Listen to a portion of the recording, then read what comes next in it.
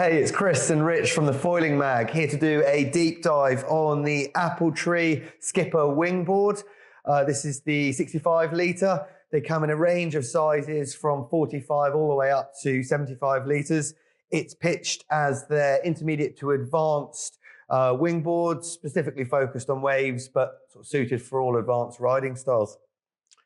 So this is Appletree's downwind shape derived new dedicated sinker, essentially. So it's quite narrow, but it retains quite a bit of length, which gives it really nice early planing for its literage. So this one at 65 litres, I'm really super comfortable on at about 90 kilos.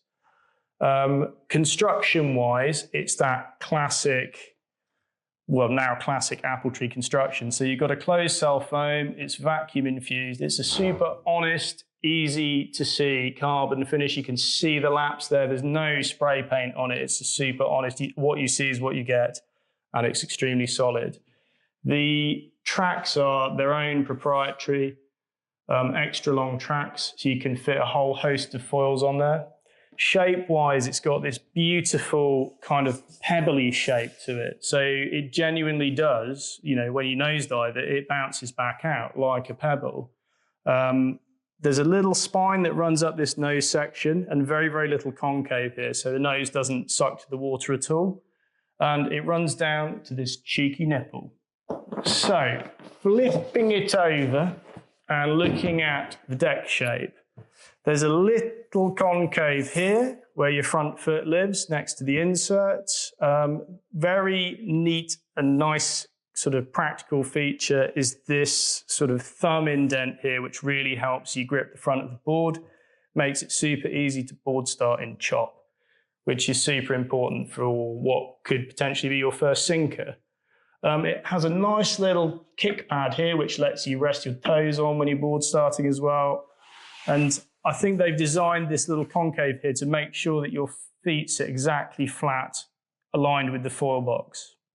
So riding this, it just feels electric through the feet. It's got a nice thin sort of textured deck pad on it that translates everything that's going on through the foil, particularly if you've got a decent high modulus mast, you know exactly what's going on there. You feel connected. Really intuitive, isn't it? It's really impressive how connected you are. And I know in the past, a lot of boards have really like sought after a thin board. So you're getting that feeling from it. And yet it's quite fat. It's got a lot of depth to this board, but that doesn't hinder your sensation at all. No, it feels smaller than it is, but it has the practicality of a super easy early board start for a sinker, doesn't it? Yeah. You can still knee start this easy. It feels really good as your first sinker, you know, or even your more advanced sinker. You've been running them for a while.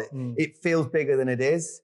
And I know for me, I always find 65 is quite a difficult literage sometimes, you know, something 20 or 30 litres underneath your body weight can sometimes be a bit corky and feels like it pops out from under you. But for me, I felt like the distribution of volume was so well placed that you could find a hunched position and it just kind of sits against you real nice. I find this as easy to start as my 85 litre board. Like all I do is vary the wind strength. So if it's lighter, I'll take my bigger board. If it's positive conditions, 15 knots and above, I'll generally ride this. Yeah. I mean, I'd say one thing about it, definitely, you know it's an advanced board in that when you jump on it and you straddle it, it feels tippy. Yeah. And there's definitely, you know, a negative to that rounded rail. That's when you don't have any motion, it's quite tippy. Yeah. Statically, it's not designed to be stood on. It's not like a big square boxy board. It's narrow relatively to its length. You know, it's got that downwind derived shape. As soon as it's going forward, it stabilizes. So this is why you need to have a little bit of power with it. And you can definitely see that, which is why I guess they've only taken those sizes up to 75 litre, because it's not pitched to somebody that's wanting a first or even a second board. It's pitched to someone that knows what they're doing. Yeah. And you can feel that, and you're still, but as soon as you get speed, it's amazing how little stick it's got to the water.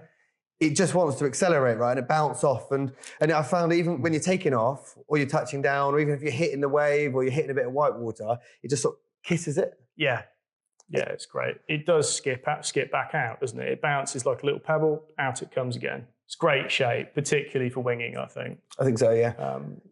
Really balanced, tracks are really well placed. You're going to be able to sit the foils really far forwards, find a really central position. It feels lively. Yeah. It really well suited to wave riding. Yeah, I felt as definitely. a board. The narrowness in the tail means you can really angle the thing over and you're not going to catch a rail.